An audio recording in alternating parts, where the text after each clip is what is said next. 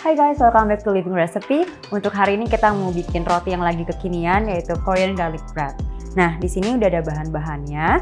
Jadi step pertama kita bakal bikin si rotinya dulu, baru kita bikin adonan buat yang cream cheese-nya sama garlicnya. So let's dive in.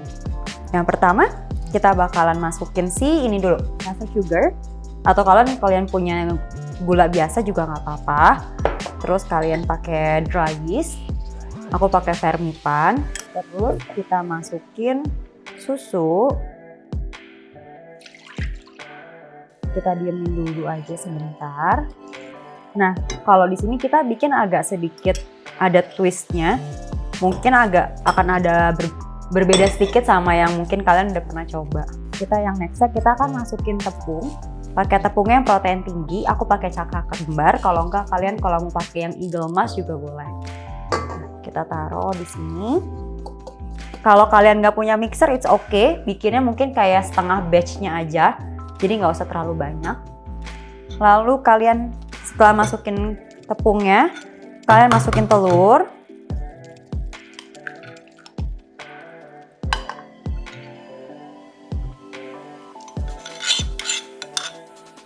Lalu garam.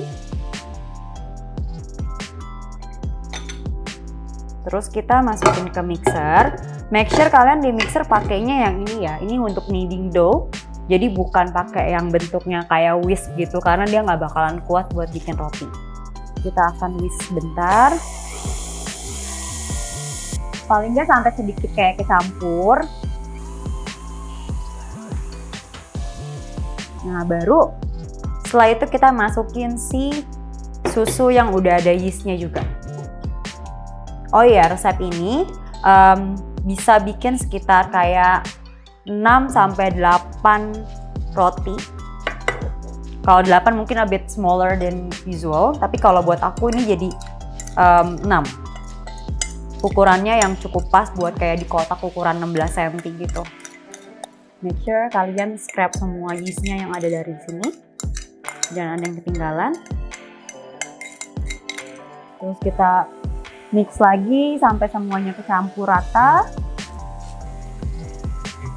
Nah, udah mulai kayak ngegumpal jadi satu.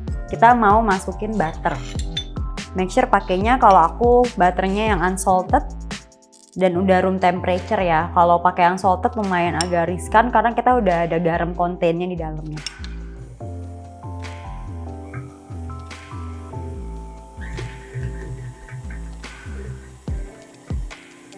Nah, kita bakalan mix ini sampai dia supaya lebih kalis lagi. Baru kita bakal knead pakai tangan sendiri.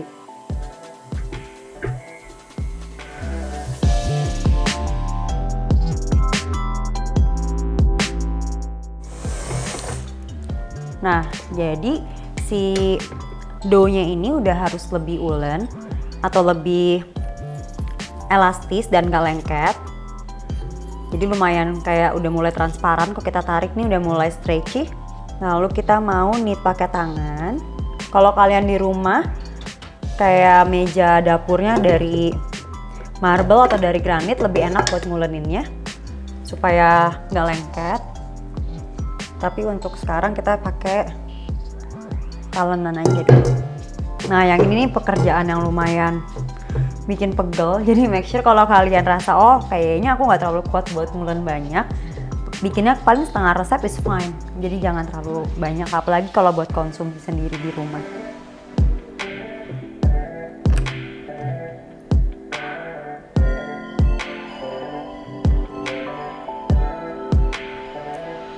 Nah ini kita knead terus.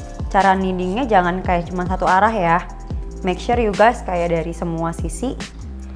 Boleh dibalik-balik juga. Nah nanti kita bakalan resting si dough-nya sampai dia ngembang. Tapi aku nggak bisa menjamin kayak waktunya berapa lama ngembangnya karena tergantung dari temperatur di rumah kamu juga sama dari sifat si yeast-nya itu. Karena even semua merek itu punya sifatnya masing-masing beda karena kan dia bakteri hidup ya. Kalau dari resep ini nanti rotinya ini kalian mau jadiin brioche bun buat bikin burger juga bisa. Dipotong lebih kecil-kecil gitu, nanti jadi kayak sliders gitu bisa. tinggal dikasih sesame atasnya.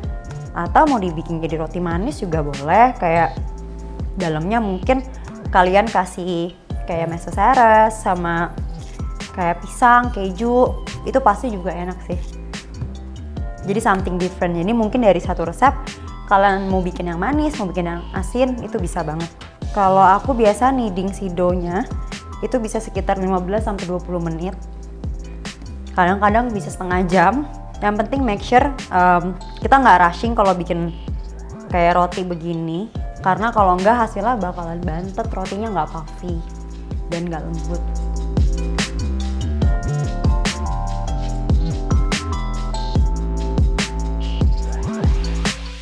Sekarang ini udah mulai kalis atau udah mulai lebih kayak elastis juga. Dia udah nggak nempel di tangan dan udah mulai stretchy. Tipis juga. Nah sekarang kita bakal resting the dough. Kayak kalau aku normally resting buat kayak sekitar 1 jam atau dia double the size. Mangkok atau di tempat yang nggak terlalu kecilan ya. Jadi supaya kita allowing dia supaya bisa rising. Nah kalau kalian punya kayak towel atau lap yang bersih dan kering, boleh juga taruh di atasnya. Tapi karena ini kita sekarang pakai si cling wrap aja. Kalau kalian mau mempercepat proses risingnya atau restingnya, boleh juga kayak kalian panasin dulu oven sekitar kayak 10 menit. Terus udah gitu matiin sampai dia supaya agak lebih anget. Nanti kalian masukin si dough-nya ini ke dalam oven itu.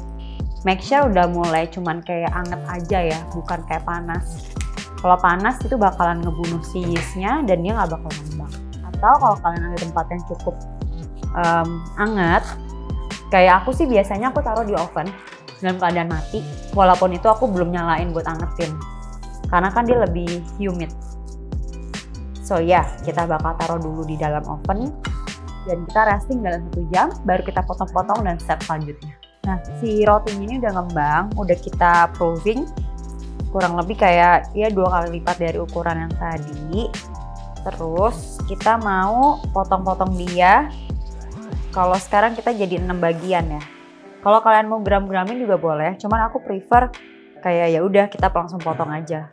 Terus habis itu kita bakalan proving untuk kedua kalinya.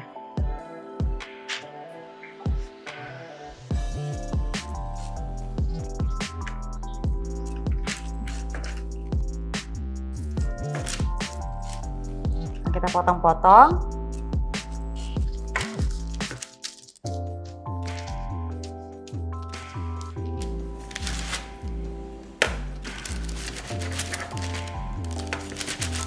Lalu kita mau roll dia supaya bulat.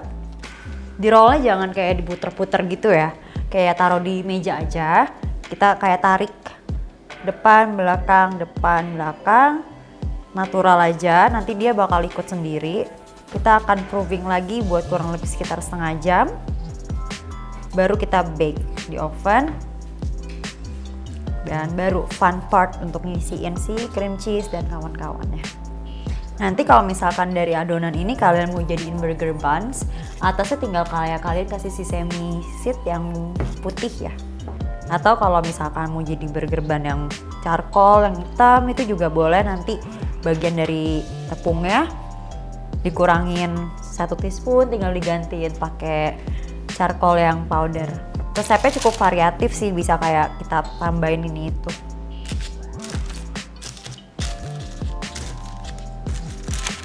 Udah, nanti kita bakalan proving kurang lebih sekitar setengah jam. Nanti kita tutup pakai wrap dulu atau pakai tisu. Tea towel. Setengah jam and we'll come back buat nge-bake ini.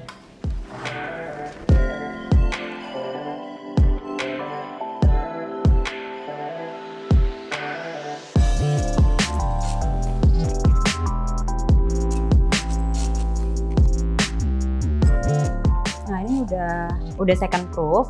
Kita sekarang mau bake di oven 170 derajat for 20 minutes sampai dia warnanya golden brown. So let's bake it.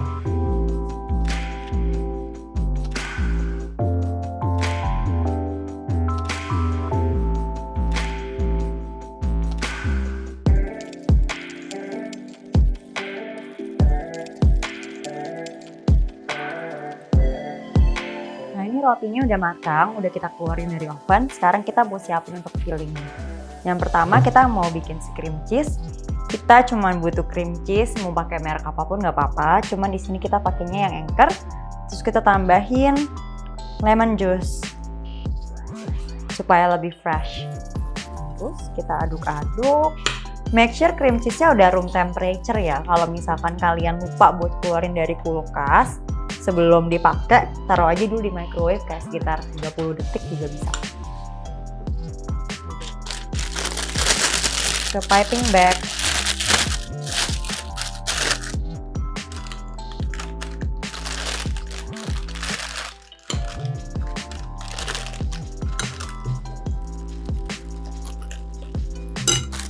Udah.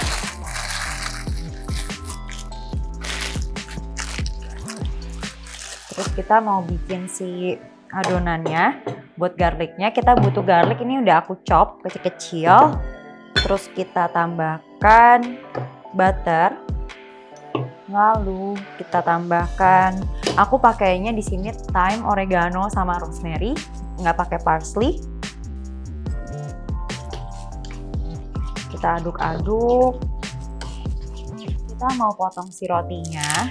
Mau potongnya kita bagi 8. Tapi pastiin nggak putus sampai bawah ya, jadi kayak cuman sampai ujung sini aja.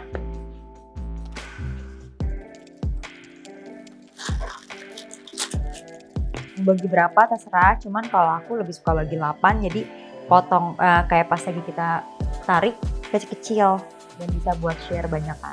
Variasi-variasi yang ada dari basic recipe ini banyak banget. Kayak kalian bisa lihat kayak ada yang pakai truffle oil atau misalkan mau pakai mentako, ada yang mau pakai bacon, itu bisa banget.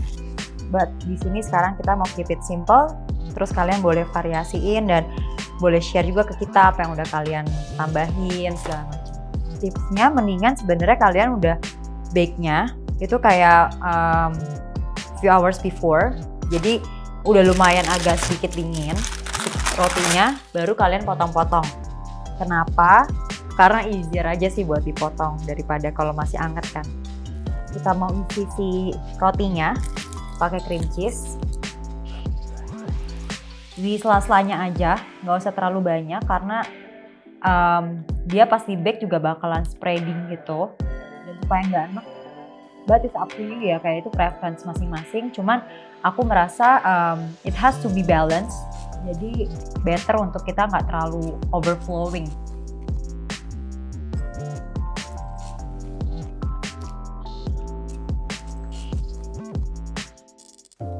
Rotinya soft banget, moist gitu. Jadi nanti kalian mau dibikin ekstra buat dipotong kecil-kecil, terus dijadiin kayak buat breakfast bun juga bisa. Tinggal ditaruh jam yang kalian biasa makan. And I'll do the rest later. Jadi sekarang aku kasih tunjuk dulu untuk isi yang lainnya ya. Jadi kita mau balurin si garlic mixture-nya. Kalau aku biasanya lumayan hardcore, aku dip, aku balikin.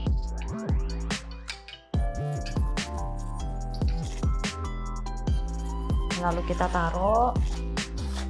Gak usah worry kayak dia bakalan oily nggak ya nanti. It's okay karena dia bakalan nyerap juga ke dalam. Nah ini udah kita beresin semua pakai si garlicnya. Kita taruh, kalau aku pakai easy melt, diselipin. Karena we call it as triple cheese garlic bread, jadi make sure nggak pelit sama kejunya. Dan rasa yang kita mauin tuh di sini lebih ke asinnya juga gitu, asin gurih. Jadi maybe a bit different, kayak kita nggak terlalu keluarin rasa manis dari kejunya. Kita bakal top atasnya pakai, kalau aku di sini pakai sosis sapi. Kalau kalian ada yang mau pakai ham atau ada yang mau pakai bacon juga bisa. Tekan ke dalam supaya dia bisa masuk juga. Cashew nuts udah aku chop. Terus kita pakai parmesan.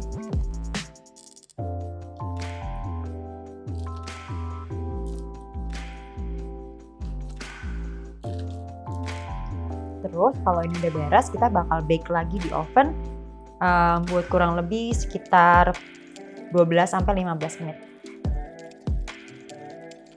Karena dulu banyak dirinya, nanti kalau kalian udah selesai di bake, kalian harus store di dalam fridge ya. Karena takutnya nanti dia kan kayak rusak, banyak kejunya segala macam di dalamnya.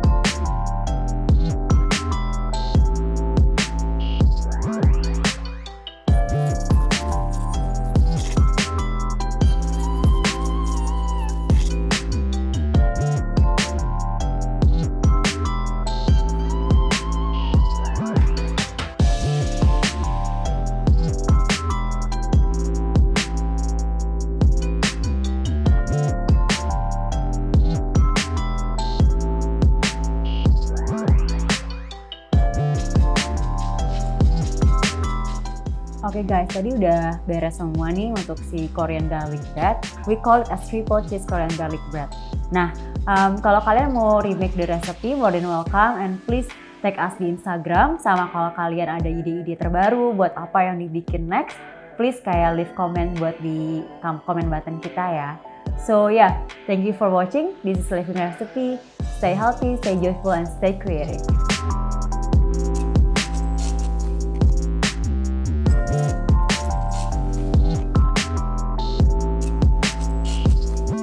Go.